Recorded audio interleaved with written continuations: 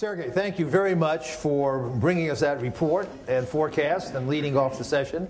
As you advertised, we'll ask Anders to give some lead-off responses, and then he and I will both put a few questions to you, and then we'll open it up to the group. So, Anders, what do you think? Well, I think that it's a very nice presentation, and of course it's nice to hear that you take a very positive view of the situation. I do also, but a few questions immediately come up, so I'll try to give you a few hard questions straight away. The Russian stock market was, until Sunday, the best performing in the world. And today, the last I saw was that it had fallen 6%. Apparently the stock market does not look very favorably upon the situation. Is this a temporary panic, or is it something that you think has deeper roots? Are we seeing a new start of a capital outflow that you mentioned, or how do you read this situation? Should we pay attention? And something particularly here in Washington that is concerning is that in his big article last Monday in Moskovsky Novosti,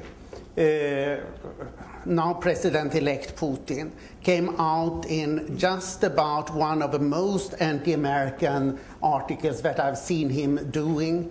It was almost as bad as his February 2007 speech in Munich that shocked us all.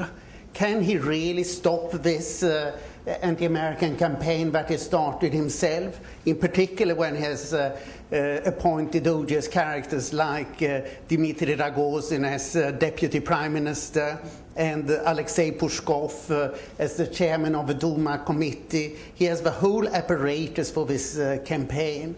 And then the third question, what impact do you think it will have on this town when it is preparing to discuss PNTR for Russia in the second quarter? Impact it will have on? The discussion of PNTR, permanent normal trade relations for Russia, which here in Washington, okay, which will take place now in the second quarter. Right, Anders, thank you very much. These are indeed very painful questions. As I said, sorry about that. No problem. As I said, the level of manipulation came as a surprise. It's not like it came as a complete surprise. I actually wrote an article for Forbes Russia months ago, and it just came out yesterday because Forbes is a very slow publication. And there I said the baseline scenario is manipulations will be massive and observers will be everywhere and they will document this and everybody will be outraged. And this is what happened, but I still feel that manipulations went far. They were excessive in the sense that Putin didn't need 64%. I think Putin would be fine if he just won 55 or 52, or even if my advice to Putin was actually to go to the second round. And I think the stock market interpreted the results as Putin doesn't want to take prisoners. That's kind of a figurative expression, right? It's not a literal expression. He doesn't want to make compromises. He wants to go all the way, and he wants to reestablish himself as a strong man. And this, of course, scares the markets. There is an alternative explanation, and you'll see a lot of liberal advisors to Putin to come out and say, Putin wanted honest election, that's why he installed all the webcams. But people under Putin somehow wanted to deliver good news to him, and that's not Putin but his advisors. But that also kind of scary, because that means that Putin doesn't control his own people, and also his own people don't believe that Putin can win an honest election, which is kind of scary for the stock market as well. So I think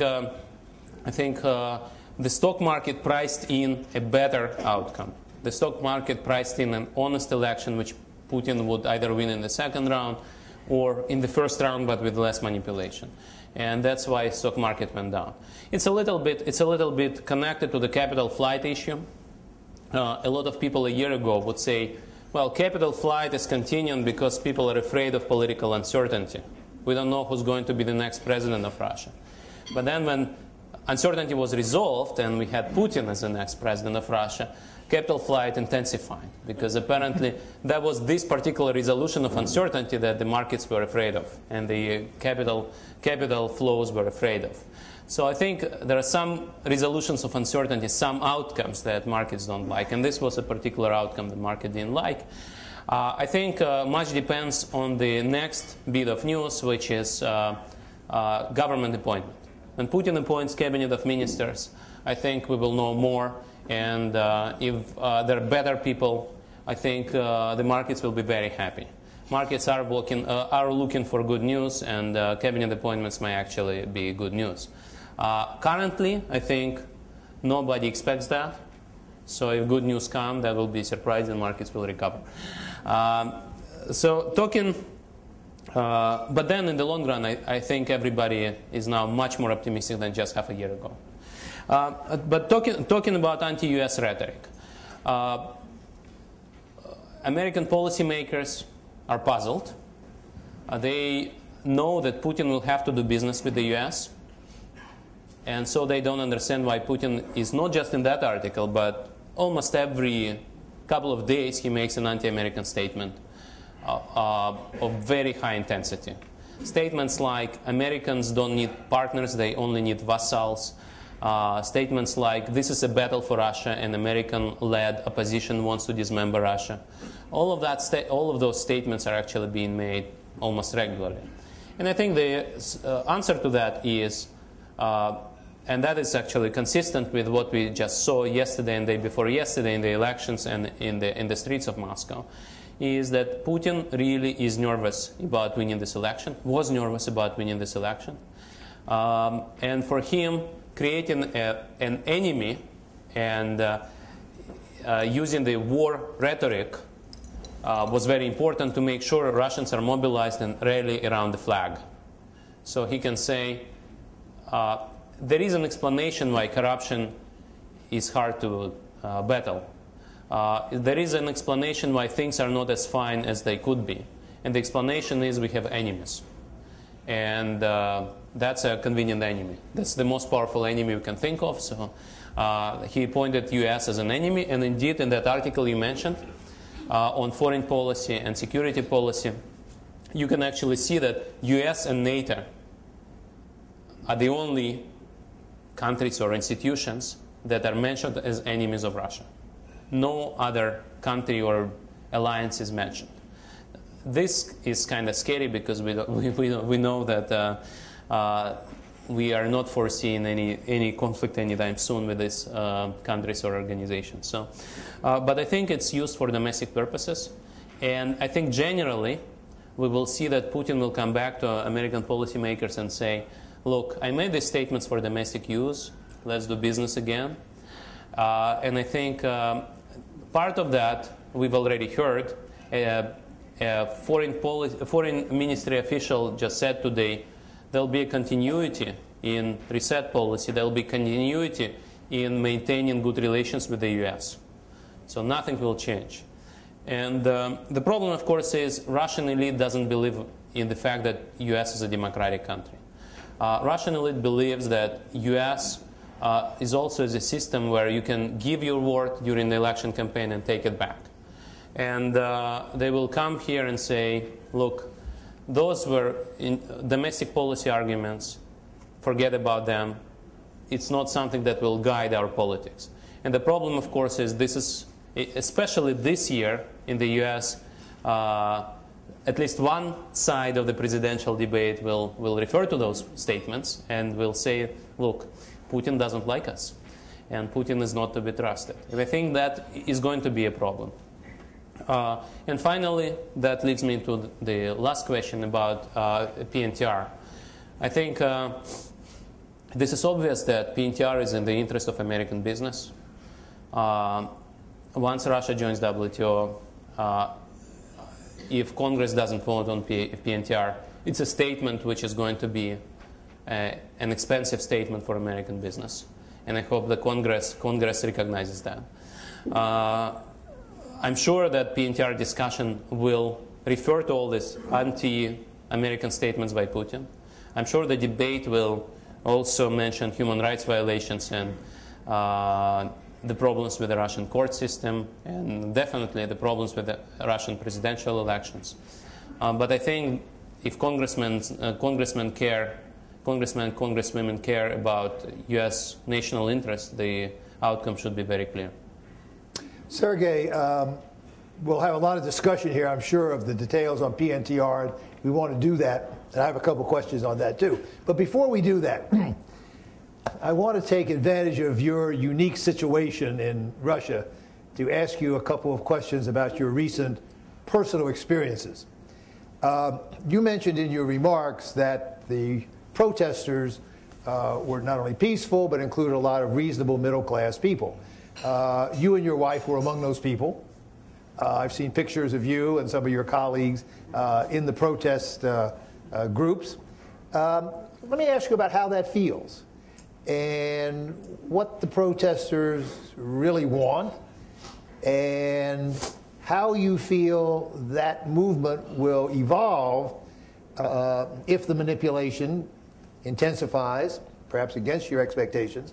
But what's going to be the response of those who have been in the streets, have been feeling that they were making headway, depending on how Putin plays it and how things go? Tell us a little more about that. And in the course of that, how does that relate to the anti-Americanism? Is Putin playing to a widespread public attitude that the U.S. is the enemy? Or is it manufactured and conjured up at the elite and presidential level? What's the relationship between this increasing participation in the governance process in Russia and both the likely outcome of governance itself, which you mentioned a couple of times, but also the relationships with the United States and the rest of the world? Fred, thank you very much. These are also quite difficult questions. I'm not a politician, and I don't do politics. In Russia, it's very hard to distance personal views from institutional views. Even though the New Economic School doesn't have an institutional position on politics, for the CEO of an institution, it's very hard to convey the message that could be personal view and an institutional view. In Russia, people just don't believe it, and so I don't make political statements. But these protests were civic protests for honest elections, and I think there is nothing wrong about participating in those protests, even though some friends of mine in the government, referring to Mr. Putin's description of these protesters, were quite negative on me. You know that the protesters' sign is a white ribbon, which Mr. Putin compared to condom, and so my friends at the government directly referred to the white ribbon on my coat as a condom. And I think these are very. It shows kind of the level of debate, right? Yes. But generally, there are different kinds of protests, and there are street rallies for honest elections that bring a lot of anti-Putin people, and a lot of slogans are extremely negative on Putin. But also there is a lot of feeling of festivity in a sense. It's fun. A lot of those slogans are creative and indeed funny, ridiculing Putin and some other friends of his. And people generally go to these protests without an expectation they will be beaten up.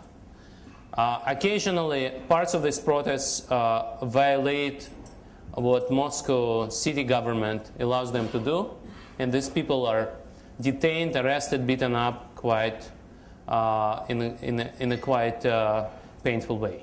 Actually, last night they just broke an arm of a lady who is an aide to a member of parliament, and this particular young lady is actually seen as a face of Medvedev's modernization.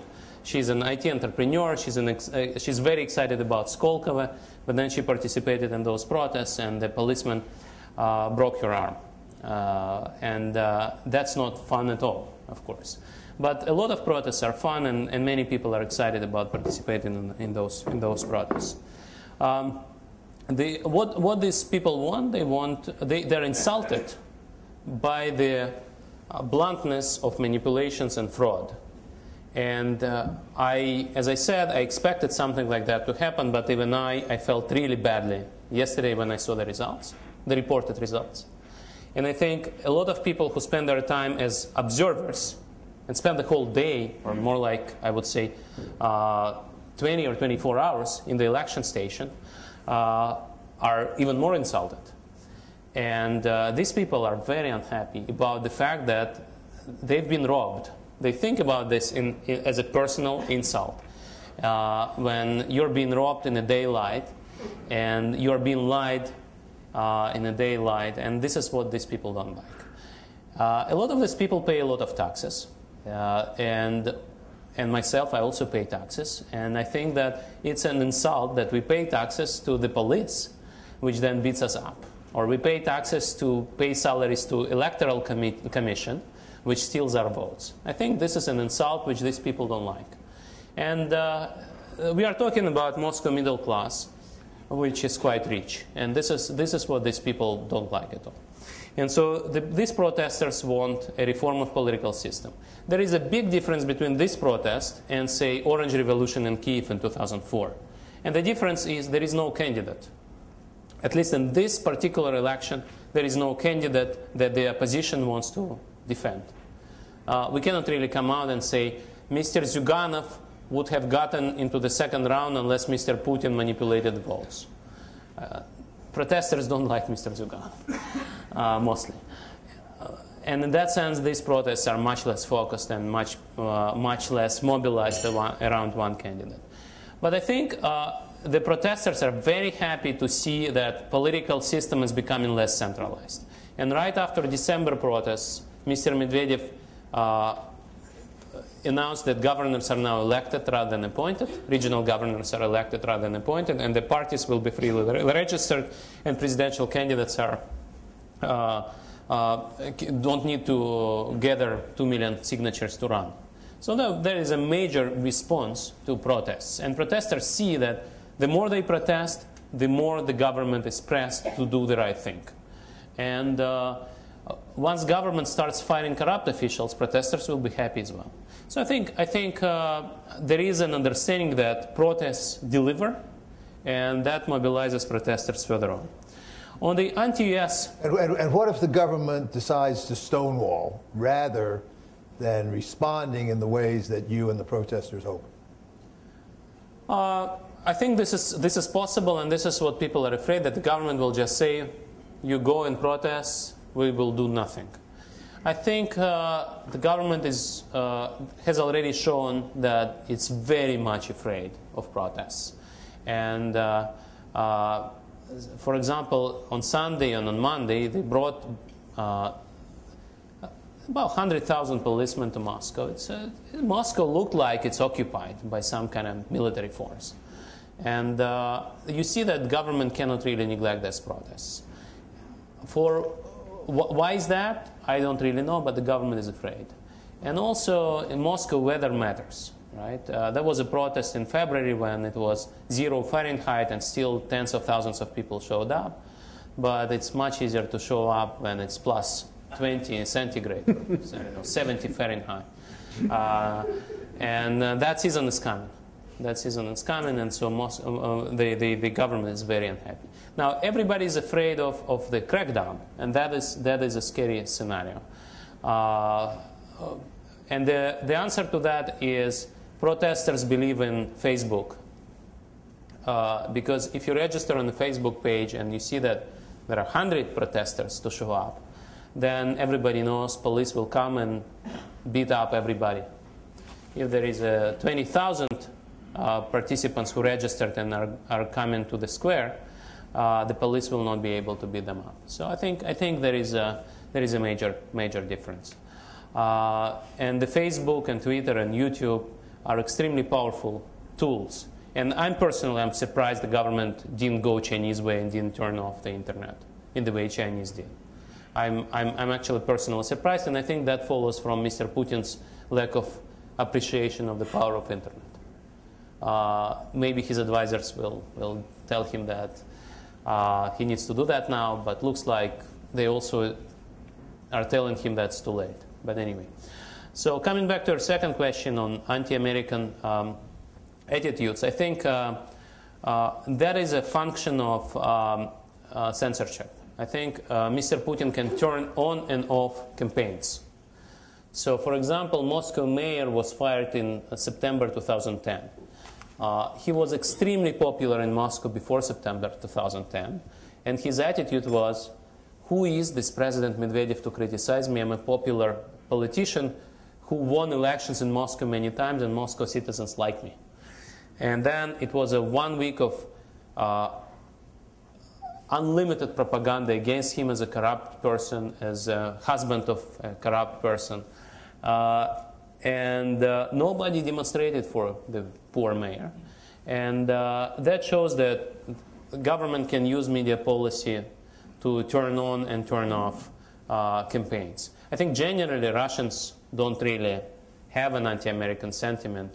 But in the recent months, and years I should say, there was a strong anti-American propaganda on TV. Let's compare it to 2001, when Mr. Putin genuinely was interested in cooperation with the US after 9/11. And US, I should say, has done a lot in Russia's national interest fighting Al-Qaeda in Afghanistan. At that point, Russians were in favor of Russia-American relations. And in that sense, there is no intrinsic anti-American sentiment. And of course, protesters are the people who don't get their news from TV. The protesters traveled abroad. So that group is definitely lost for Putin's propaganda. But generally, the current sentiment is the TV is projecting the message that protesters are on the payroll of State Department, personally Hillary Clinton, and that is, of course, part of this fun which is in the protest, because people in the protests are making all kinds of jokes, but there is an indication that it's not true because all these jokes are in Russian. And as much as we know, Hillary Clinton doesn't speak Russian, so these jokes are addressed probably to Putin rather than to Hillary. And another indication, which is obvious, is government hacked emails of opposition leaders. Government published transcripts of audio files of telephone conversations of opposition leaders. And there are many funny things in those transcripts, but there is no trace of Hillary Clinton paying the salaries of these people. So I think once censorship is removed, and this is one of the key requirements of the protesters, I think that will be a very different sentiment. But as I said, anti-American sentiment is very important for Putin's electorate, and Putin wants to make sure he is considered to be the only guy in the world who stands up to the US, for example, in Syria, right? And that is the message he wants to send to Russians who get their news from state TV. Let me ask you one technical question on PNTR, and then we'll open it up. You've now mentioned a couple of times the sequence of events after Russia joins WTO, and if the U.S. does not eliminate Jackson Vanik, you've then said humiliation to Russia. But of course, Russia could still extend to the United States all the benefits of its WTO obligations. It has the right to disqualify U.S. firms under the WTO law if the U.S. does not eliminate Jackson Vanik. So are you sure, I take it you're predicting, that if the United States does not eliminate Jackson Vanik, Russia would take advantage of its opportunity under WTO law to deny the new rights to the United States. But, as I say, it doesn't have to do that. So how serious is the practical aspect of the problem that we're facing?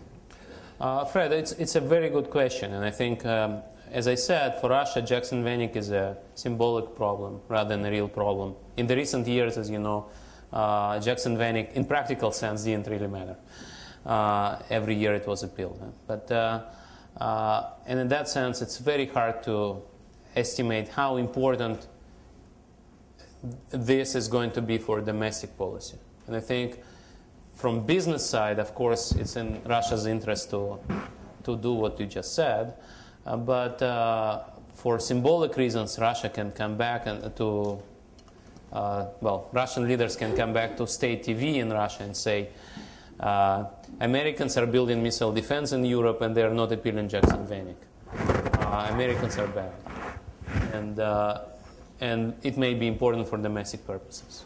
So it's very hard to predict. And actually, I think the decision here actually depends on how nervous the government is in terms of support within Russia. So as I said, even business, not even talking about foreign relations, but business relations are second order to being in charge within the country. So if you can secure more support domestically, that's what the government is interested in compared to other things. But I fully agree with you. It makes perfect sense for Russia to extend WTO benefits to American companies as well.